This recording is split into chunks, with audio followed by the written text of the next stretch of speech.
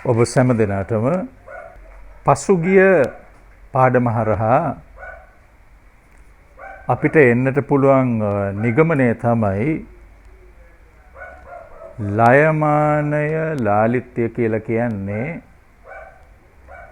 නිර්මාණකරණයට අත්‍යවශ්‍ය තාක්ෂණික ශිල්ප ක්‍රමයක්. ඊට මුලින්ම පාදක කරගන්නේ හෘද ස්පන්දනය. ලයමානය ලාලිත්‍ය ප්‍රාසංගික කලාවට යොදා ගන්නා තෙක් යොදා ගන්නා තාක් හෘදය ස්පන්දනයේ ඊට ඇති බැඳීම නැති වෙන්නේ නැහැ. එය සනාතන බැඳීමක්. ඒත් අපි එතනින් නොනැවත එය රංගපෑමේ අභිනයන් අංග චලනයන් වලට ගෙනෙන්නට උත්සාහ දරනවා. එම උත්සාහයේදී ස්ටැනිස්ලව්ස්කී උපුටා දැක්වීම් කරන සංගීතයේ ලයමානයන්ට ලාලිත්‍යයන්ට අදාළ දේශීය උදාහරණයක් විදේශීය උදාහරණයක් මම අවසන් පාඩමේදී ඔබ ඉදිරියේ තැබුවා. ඉන් පළමුවෙන් සුනිල් පෙරේරා ශිල්පියා ගායනා කළ තාත්තා මට ඇන පුටොක්ක. ඔහුම ඒ රචනා කළා. ඔහුම ඒ සංගීතවත් කළා. දෙවනුව මයිකල් ජැක්සන් ගායනා කරන බිලි ජීන් ගීතය. ඔහුම රචනා කළා. ඔහුම සංගීතවත් කළා. මේ ගීතවලින් එකක් ද්‍රුත ලයමානයෙන් යුතු ගීතයක්. ඒ ජැක්සන්ගේ බිලි ජීන් ගීතය. සුනිල් පෙරේරා හා මයිකල් ජැක්සන් කියන ගායකයන් දෙදෙනාම තමුන්ගේ නිර්මාණකරණයේදී ගන්න අනුභූතීන් හෙවත් experience objects අන් අයගේ ඒවා නෙවෙයි. ඒ කියන්නේ තමුන්ගෙන් පිටස්තර අයෙකුට සිදු වූ දෙයක් නෙවෙයි. තමුන්ටම අතීතයේ දවසක එහෙම නැත්නම් කාලයකදී සිද්ධ වුණු අමතක නොවන හිත පසාරු කරගෙන යන සිදුවීමක් හෝ සිදුවීම් මාලාවක්. මෙය නිර්මාණකරුවෙකුට නිර්මාණ කාර්යයේදී පහසු කාර්යයක්ද? අනුභූතීන් හෙවත් අත්දැකීම් experiences ඒ ආකාරයෙන්ම සහානුභූතියට පත් කරගෙන නැවත නිර්මාණයකින් එය ප්‍රතිනිර්මාණය කිරීම. දශක කීපයකට පෙර එනම් 80 දශකයේ මැද භාගයේදී උතුරේ යුද්ධය උග්‍ර අවස්ථාවකදී ජාතිවාදීන් අතින් තමුන්ගේ පියාත් සහෝදරයාත් ඝාතනයට පත්වුණු තරුණියක් කාර්තිහා. ඒ වගේම එවන් තරුණ තරුණියන් විශාල පිරිසක් සමග දකුණේ සිංහල තරුණ තරුණියන් මිශ්‍ර කොට ඔවුන් අතර සුහදතාවය ඇති කිරීමේ අරමුණින් කොළඹ බ්‍රිතාන්‍ය කවුන්සිලය මගින් වැඩමුළුවක් සංවිධානය කළා. ඒ සඳහා ඔස්ට්‍රේලියානු ජාතික ක්‍රිස්ටොෆර් කොනලි නමැති නාට්‍යකරුවා මෙරටට පැමිණියා.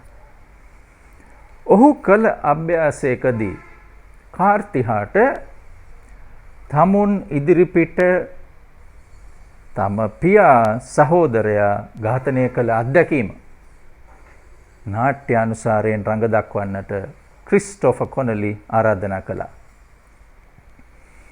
ඇය අප සියල්ලන් ඉදිරියට පැමිණ නිශ්ශබ්දව හිටියා. ටික වෙලාවකදී ඇය ලැජ්ජාවෙන් සිනහසෙන්නට පටන් ගත්තා.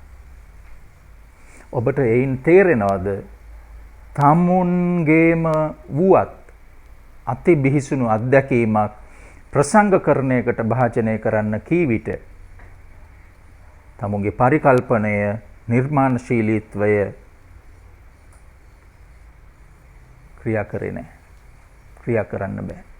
ඒ ඉතා අපහසු කටයුත්තක්.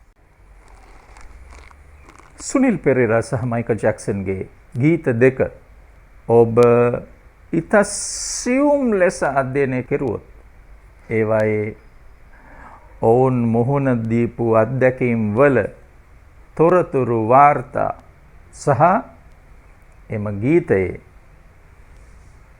පදමාලාවන් ඉන් පසුව එයට යොදාගෙන තිබෙන සංගීතය සංරචනයන් ඒවායේ ටෙම්පෝ රිද්ම් හෙවත් ලයමානයේ ලාලිත්‍ය ඒ වගේම ගීතය ප්‍රසංග කරන ආකාරය විශේෂයෙන්ම මයිකල් ජැක්සන්ගේ බිලි ජීන් ගීතයේදී ඔහු එය නැටුමෙන් ගැයුමෙන් රැඟුමෙන් ඔපවත් කර අප ඉදිරියේ ප්‍රසංග කරන ආකාරය කෙතරම් අති විශිෂ්ටද. ඔබ සියුම් ආකාරයෙන් නරඹා අධ්‍යයනය කෙරුවොත් ඔහු වෙහෙසෙන්නේ ඔහුගේ හිත ඔහුගේ සිරුර තුලින් ප්‍රසංග කිරීමට අප ඉදිරියේ. ඇත්තටම ගීතයත් නාට්‍යයත් අතර ඇති පරමාර්ථ එක සමාන නැද්ද? ඒ වගේම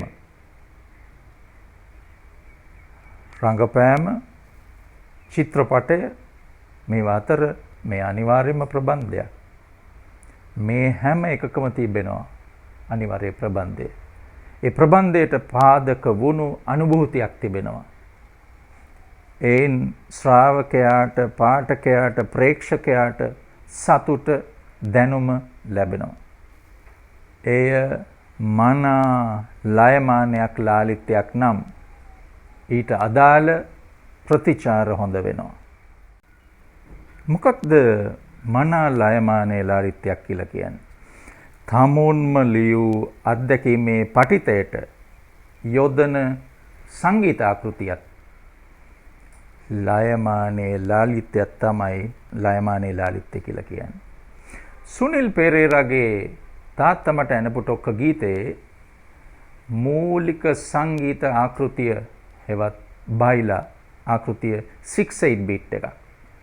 ගීතය අතරමැද විරිදු සුරල් වාගේ සංගීත ආකෘතීන් ඇතුළට ගෙවැද්ද ගන්නවා. ඊට අමතරව වාද්‍ය භාණ්ඩ වලින් ගොඩනගන රිද්මයන්. මයිකල් බිලි ජීන් ගීතයට යොදාගන්නේ එය බිලියනයක් තැටි විකිණු ගිනස් වාර්තාවක් පිහිටවපු ගීතයක් හැටියට. ඒ වගේම මයිකල් පිහිටවපු 40 වෙනි ගිනස් රෙකෝඩ් එක. මේ ගීතයට යොදාගන්නේ රොක් සංගීත ආකෘතිය. ඒ වගේම ඔහු තමුන්ගේ ගෙදර තිබුණු ඩ්‍රම් සෙට් ටික යොදා ගන්නවා මේ ගීතයට. ඒ වගේම ඔහු 83 දී හොඳම ලාලිත්‍යයට හිමි ගීතයට ග්‍රැමි සම්මානය බිලි ජීන් ගීතයට දිනා ගන්නවා. මෙයින් ඔබ තේරුම් ගත යුත්තේ ලිරික්ස් හෙවත් ගේයපද ඒ සමගම බැඳීගෙන එන පුද්ගලයෙකුගේ තද බල සිතුවිලි කම්පනයන් මේට අදාළ බව. මේවා ගීතය හා බැඳී පවතින අන්‍යෝන්‍යව බැඳී පවතන භාව ප්‍රකාශනයන්. මේවා අතිවර්ණනයන්. සංගීත ආකෘතියට මේවා බද්ධ කිරීම සංගීත නවෝත්පාදනයේ ප්‍රමුඛතම කාර්යභාරයක්. නමුත් අවාසනාවකට වගේ අපේ ගායක ගායිකාවන්ගේ ගීත අරන් බැලුවොත් ඒවා රචනා කරන්නේම ඔවුන්ගේ ස්වාධීන තාරතාවයට ගැලපෙන ආකාරයට. ඒ ඔවුන් මහන්සි වෙන්න තියෙන අකමැත්ත. එයින් සිදුවන්නේ ගීත පදමාලාවේ තියෙන අර චිත්තාවේග තදබල සිතුවිලි ඉබේම අතුරුදහන් වෙලා යන එක. කෙසේ වුණත් තමුන්ගේම අනුභූතියක් තමුන්ම රචනා කරගන්නකොට එහි යටිපෙළ හේවත් සබ්ටෙක්ස්ට් එක මතු කර ගැනීමට තමුන්ටම විශේෂයෙන් යත්න දරන්නට අවශ්‍ය වෙන්නේ. ඇයි තමුන්ම ඒ සිදුවීම් වලට මුහුණ දුන් නිසා. එහි වපසරිය අතීත සිදුවීම් මේ සියල්ලම තමුන් තුල තිබෙනවා. සිදුවීමේ උසට පහතට දිගට හරහට ඒ ආශ්‍රිත සිද්ධි කාරණාවන් වල තමුන් දන්න හොඳටම. ඇත්තටම යටිපෙළ තිබෙන්නේ ඇසට පෙනෙන කියවන වාක්‍යවල නෙවෙයි. තමුන් මුහුණ දීපු අත්දැකීම් වල ගබඩා වුණු සිදුවීම් වල. ඒ නිසා ජැක්සන් සහ සුනිල් තමුන් පහසුවෙන් ඒවට මුහුණ දෙනවා. ඒ නිසා ඒවායේ කාඩිනල් ෆැක්ට්ස් එක්ක යටිපෙළ තමුන්ගේ සතර අභිනයෙන් ප්‍රකාශ කරනවා පදමාලාවත් පාවිච්චි කළා. ඒ අතරම ජැක්සන් සුවිශේෂී වෙන්නේ තමුන්ගේ ගායනය සමග නැටුමත් මුසු කරන නිසා. ඔබ හොඳින් බලන්න. බිලි ජීන් ගීතේ ඔහු නැටුම් පෙන්වන්නේ නැටුම් මගින් පෙන්වන්නේ කුමක්ද කියලා. මම යලිත් කියනවා ඔබට ඔහු පෙන්වන්නේ ඔහුගේ චලිත හිත, ගැහෙන හිත. එය සැලෙන, ලෙලෙන, වැනෙන, සන්ත්‍රාසය, අයදීම ඒ සියල්ල කැටි කරගෙන ප්‍රසංග කරනවා. ඒ වගේම උගුරේ ඉකියත් ඔහු පාවිච්චි කරනවා. කෙටි ශබ්දත් පාවිච්චි කරනවා.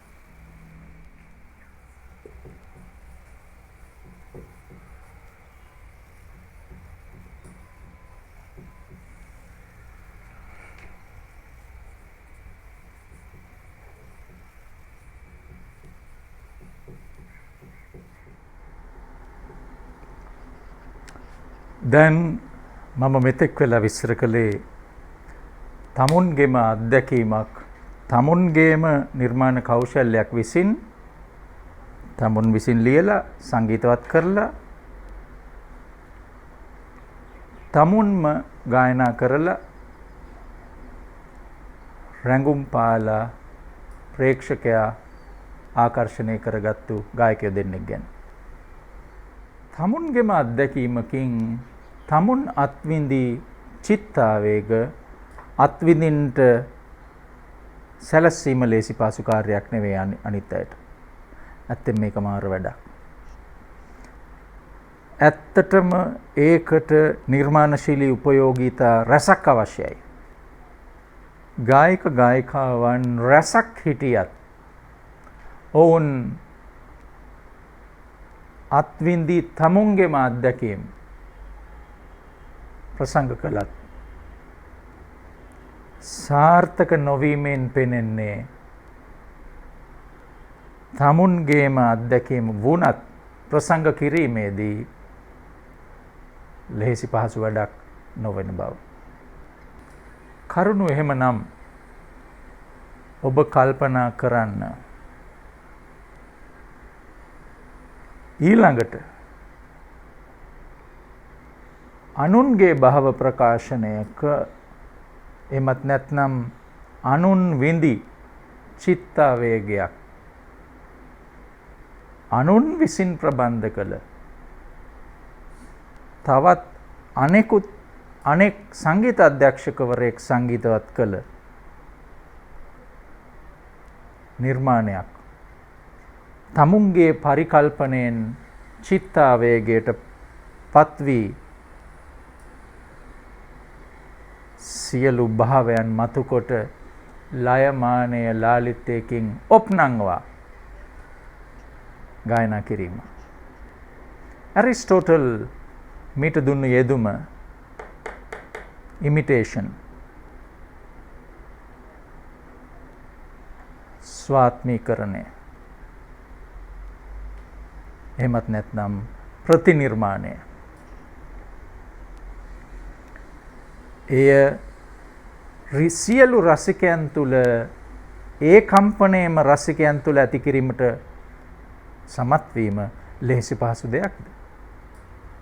මෙය කළ හැක්කේ නිර්මාණකරණයේ පරිණත අනුභූතීන්ට සාධාරණ ඉෂ්ට කළ හැකි ශ්‍රේෂ්ඨ ගායකයෙකුට හෝ ගායිකාවකට පමණයි.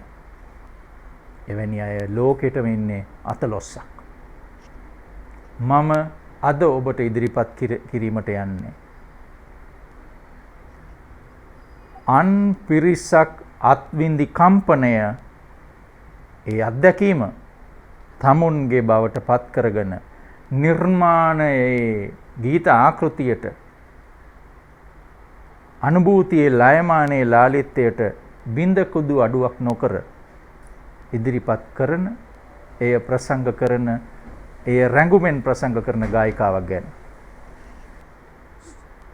ශ්‍රී ලංකාවාසී කිසියම් ජන කොට්ටාසයකට අත්විඳින්නට සිද්ධ වුණු පරසංවේදනයෙන් අනුවන සිදුවීමක් මේ ගායිකාව ගායනා කරනවා. ඊට ගැළපෙන රූප සරණියක් ඉදිරිපත් කිරීමෙන් අප තුල කම්පනයක් මේ ගායිකාව ඇති කරනවා. එමගින් අද මම ඔබට ඉදිරිපත් කරන්නේ ලයමානයේ ලාලිත්‍යයේ පරසංවේදනා විඳිමින් ඉදිරිපත් කරන නිර්මාණයක්. ඒ වගේම ගායනයක්. එමගින් ඔබට තමගේ අත්දැකීමක් ඉදිරිපත් කරන ආකාරය සහ එහි පසුබිම ශිල්පීය පසුබිම කෙසේ වුණාද දැන් අනුන් විඳි අත්දැකීමක් තමුන්ගේ බවට පත් කරගෙන එය ඉදිරිපත් කිරීමේදී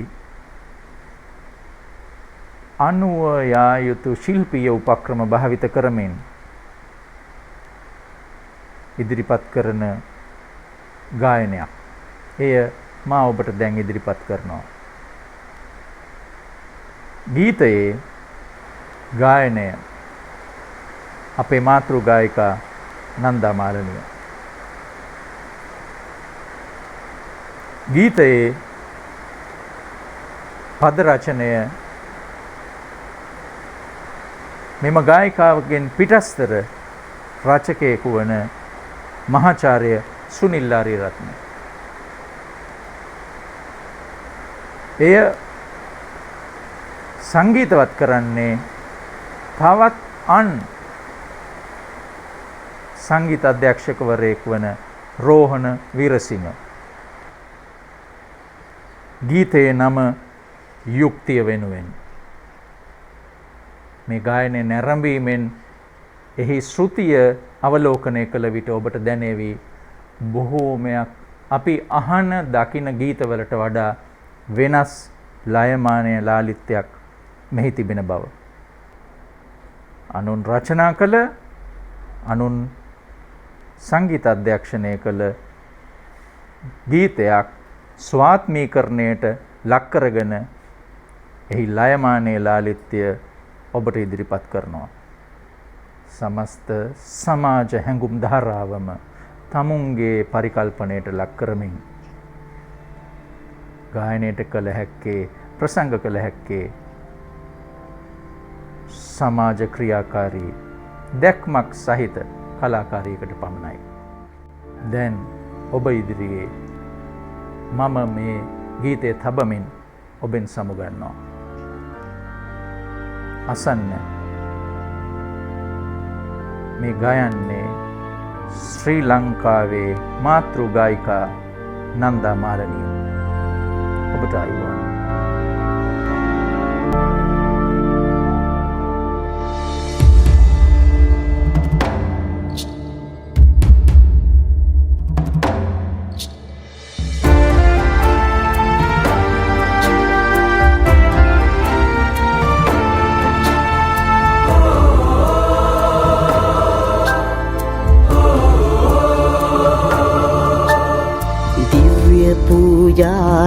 මගයට ආ බැතිමතුන් කැටුව ආ මව්පියන් දරුවන් අහිමි වී සදා සෝගිනි කඳක දැවිමින් වැළපෙමින් රටම අන්දය කොළුය බිහිරිය මන්දයේ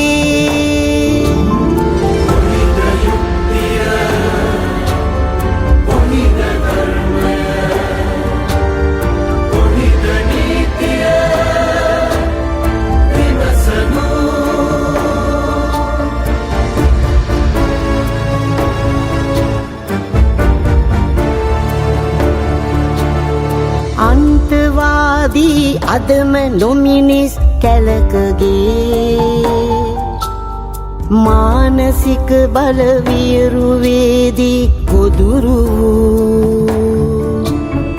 අහිංසකයන් නාමයෙන් ඇස් හැර බලව් දඬුවමක් විඳ ඇත්ත කිසිවෙක් ඔවුන්ගෙන්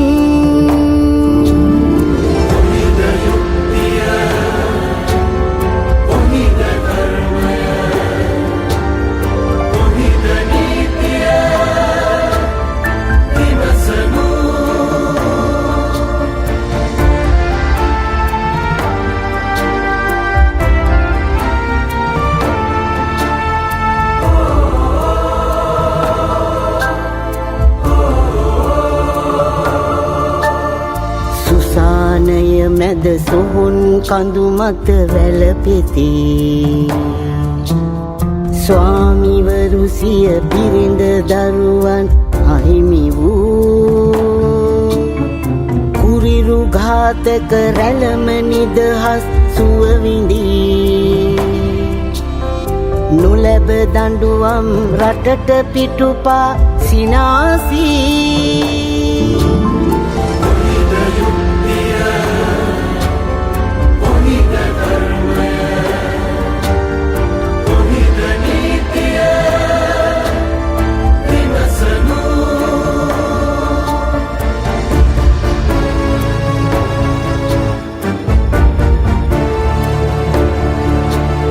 නොරැවටෙමු අපි වංචනික රස මුසු බසින් ඇවිද යමු අපි නැගෙන බාධක පිඳලමින් පිබිද එමු අපි දෙව් මැදුරුවල අලුමතින්